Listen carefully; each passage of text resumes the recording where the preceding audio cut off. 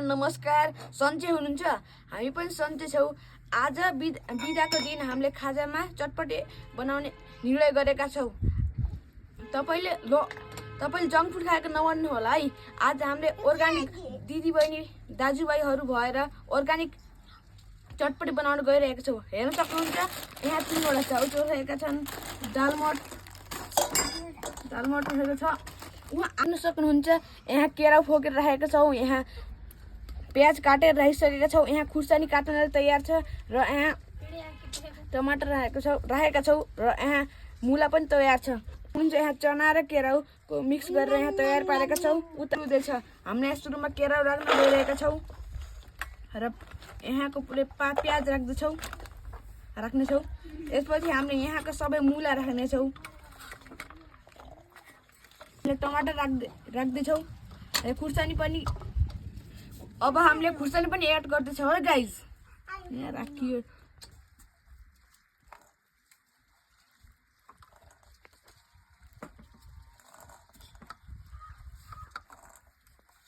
तब हामीले दालमोट राख्न गइरहेका छौँ।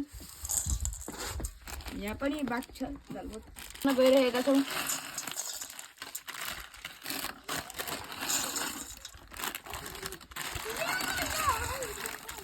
एड गर्न गइरहेका छौँ।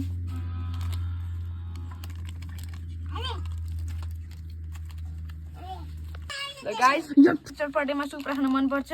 तपाईँलाई मनपर्छ कि नै मन नपर्ने तपाईँको इच्छा। ल गाइस आवश्यकता अनुसार नुन पनि राख्नुपर्छ। तपाईँले कतिको खानुहुन्छ नुन? हामी चमक्कै खान्छौँ। आलु एड गर्न गइरहेको छु।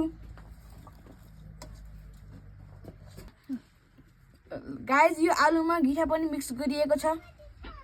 भुजा चाहिँ जहिले पनि लास्टमा राख्नुपर्छ। यदि भुजालाई पहिले राख्ने हो भने चटपटी गिलो हुन्छ र स्वाद आउँदैन। कागती राख्न गइरहेको छु। यसलाई मोल्न गइरहेको छु। हामीले चाहिँ हातले मोल्न रुचाउँदैनौँ र हाम्रो क्यामेराम्यान दिदीले पनि मोल्न रुचाउनुहुन्न। त्यसैले हामीले डबले मोल्न गइरहेको छौँ गाइज। मोलिङ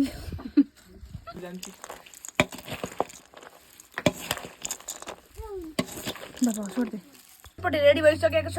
यता देख्न सक्नुहुन्छ। हामी चटपटी इन्जोय गरिरहेका छौँ। तपाईँले पनि यस्तै रेसिपी अनुसार चटपटे बनाउनु होला। Thank you guys. By by.